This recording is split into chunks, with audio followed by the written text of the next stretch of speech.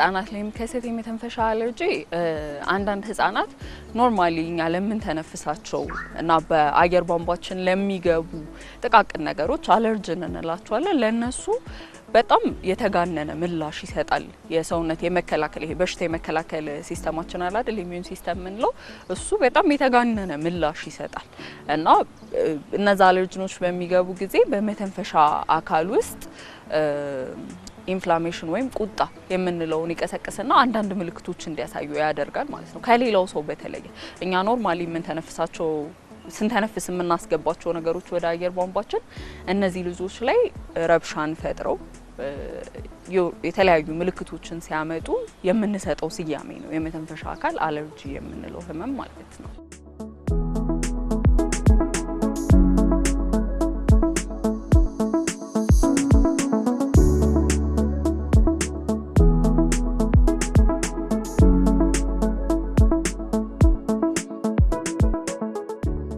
መነሻ ምክንያቱ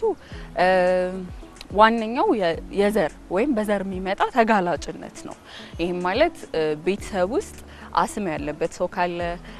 የላይኛው የአየር ቧንቧ አለርጂ ወይም አለርጂክ ራይናይትስ የምንለው ያለበት ሰው ካለ የቆዳ አለርጂ ያለበት ሰው ካለ በዛው ቤተሰብ ውስጥ የሚወለዱ ልጆች ብዙ እንደዚህ አይነት ምልክቶችን ለማሳየት ተጋላጭ ይሆናሉ ስለዚህ ዋንኛው በዘር የሚመጣ ተጋላጭነት ነው ሁለተኛው እነዚህ በዘር የሚመጣ ተጋላጭነት ያላቸው ልጆች ለነዚህ ኢንቫይሮንመንታል ኤክስፖዠር የምንላቸው ወይም አለርጂን የምንላቸው ለአካባቢያዊ ተጋላጭነት ሲጋለጡ የመተንፈሻ አለርጂ የማምጣት ነገሩ ከፍ ያለ ይሆናል ማለት ነው ቀዝቃዛና ደረቅ አየር ስትሬስ ኢቭን ጭንቀት ሲኖር አንዳንድ ጊዜ ልጆችን ለአለርጂ ሪአክሽኖች ለአየር ቧንቧ አለርጂ ሪአክሽኖች ሊያጋልጡ ይችላሉ እንዲሁም ደግሞ እንደ ጉንፋን የአየር ቧንቧ ቫይረሶች ለህፃናት እንደ አለርጂ ወይም ደግሞ አለርጂን የምንላቸው አለርጂ እንደሚያመጡ መነሻዎች ሆነው ሊያገለግሉ ይችላሉ ማለት ነው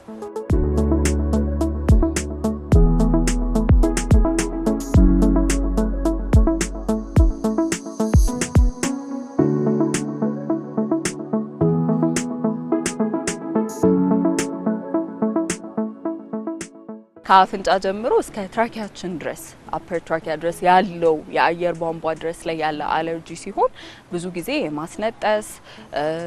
አፍንጫ ኮንጀስትድ የመሆን ወይም ደግሞ ድፍን ማለት አፍንጫቸው ቀጭን ንፍጥ አይናቸውን የማሸት አፍንጫቸውን የማሸት ነገር ይኖራቸዋል አልፎ አልፎም ደግሞ ሳል ሊያመጣ ይችላል የታችኛው የአየር ቧንቧ አለርጂ ሲሆን ብዙ ጊዜ አለርጂክ አዝማ ምንለው ማለት ነው እሱ ሲሆን ደግሞ ትንፋሽ ማጠር ይኖራቸዋል ሳል ይኖራቸዋል ስርስር የሚል ድምጽ ይኖራቸዋልና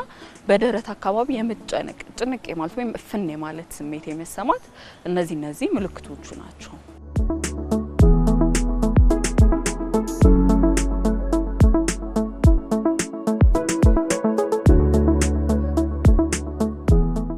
መከላከል ነው ያው unfortunately አለርጂ ከሆነ እነዚህን አለርጂን ያልናቸው ነገሮች አቮይድ ማድረግ ያው ከባድ የሚሆነው ብዙ ጊዜ ህፃናት ላይ ለዛ ነው ህፃናት ከልጆች ጋር ይጫወታሉ ውጪ ላይ ይሄዳሉ አቧራ አለ ጉንፋን አለ ቀዝቃዛ አየር ያገኛቸዋል በቤት ውስጥ ያለ ሽታ እርጥበት ቀደም ደግሞ ሜንሽን ያላርኩት ሻጋታ ነገር ቤት ውስጥ ካለ በረሩ ብዙ አብዛኞቹን ካይሻቸው የምር አቮይድ ለማድረግ የሚከብዱ ነገሮች ናቸውና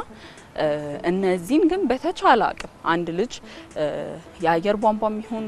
የቆዳም ይሁን አለርጂ እንዳለው ከታወቀ እነዚህ ነገሮች በተቻለ አቅም ጠንካራ ሽታ ያላቸው ነገሮች ቤት ውስጥ ሊጨስ የሚችል ማንኛውም መጥፎም ይሁን ጥሩ ብለን የምናስባቸው ጭሳጭሶችን ማስወገድ መቻል አለበት